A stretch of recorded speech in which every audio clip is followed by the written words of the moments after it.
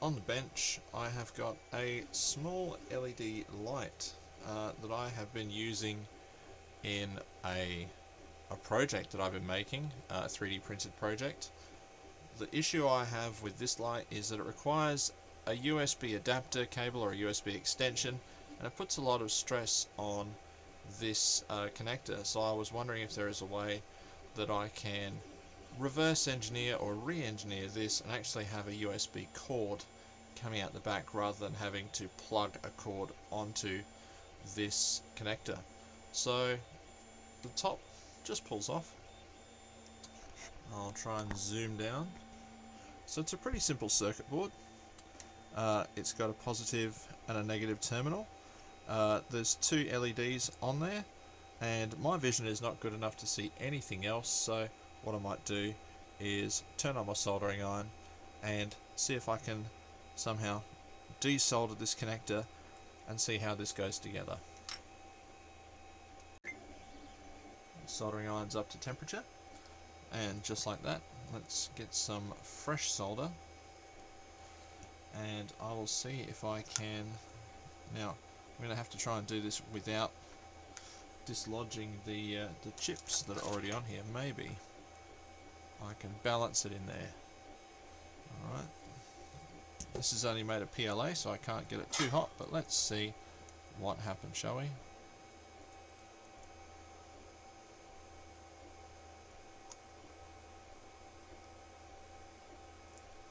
Okay, that part works, and I forgot my solder sucker.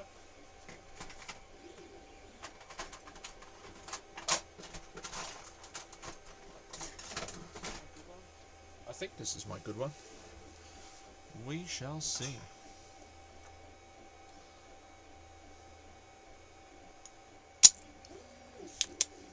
Yeah, that might work.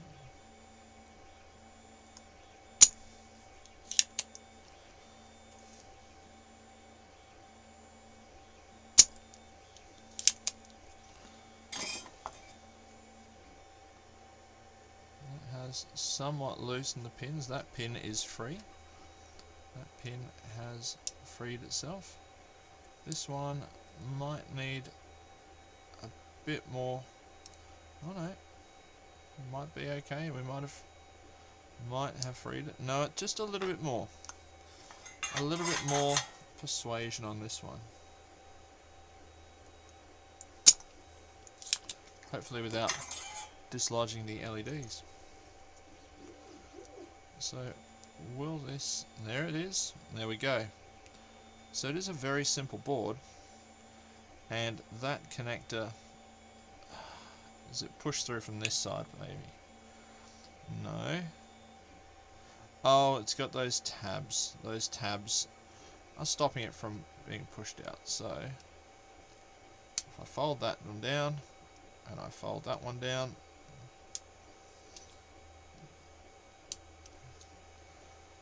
there we go. Connector is out.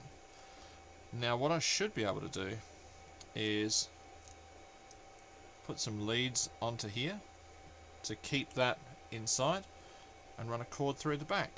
So one moment, I will pause and try and find the appropriate cord out of my stash of USB cords and see if we can do that.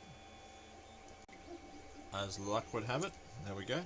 A Kmart branded iPhone charging cord, which of course doesn't work because it's Kmart branded. So I think the best thing to do will be to snip the end, and then you can watch me fumble to try and strip the insulation off this and try and look like I know what I'm doing. Oh, it is shielded somewhat. There we go. And then we'll have to cut out the core here, but that's okay. Alright, I will pause. I will try not to stop the video this time. I will pause when I've got this tidied up and I have got the appropriate parts of this cord stripped. Okay, just try and get some solder on here without burning my fingers. I think that's done it. And that one.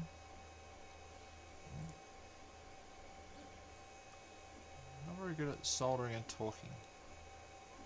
Oh, I'm not very good at soldering in general. Let me just try and rejig. One moment. Do not leave your soldering iron next to PLA prints. Alright, so now that that's done, and to show that I'm absolutely not an electrician, I have equipped this with multiple layers of mismatched heat shrink so that everyone will know that they should absolutely not touch this invention. And I think I've even got a little blowtorch so we can shrink it with fire. Oh yes, fire. Unleash the fire. Lovely. Now that that one's done, we'll slide on the next one. I mean, that is the most fun. But if you're making anything, buy heat shrink and a little blowtorch so you can shrink it with fire. Yes, fire. Okay, so now I'm going to try and situate this. Oh, this might have gone very wrong. Well, oh no, the heat shrink. Ooh, that's actually providing quite a decent little break there. I might need some hot glue or something, but you know what? For the moment, we will. You know what we'll do? We'll. Oh, sorry, I'm pulling this out of view. I will slide up the last piece of heat shrink. I will try and clamp it in place with yet more fire. And hopefully, you know what? I haven't judged this correctly at all, but that's all right. I will put some shmoo on it at a later date. I do have some gel super glue, but look, for the interests of demonstration, there's the cap back on, and here is a 5-volt supply, if I can plug it around the right way, and there we are. That's going to be much nicer when it's in the final device. Now the shmoo is more free flowing. Let's try.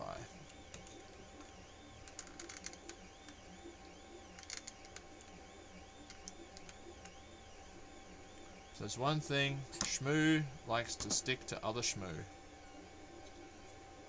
There's no shmoo about it.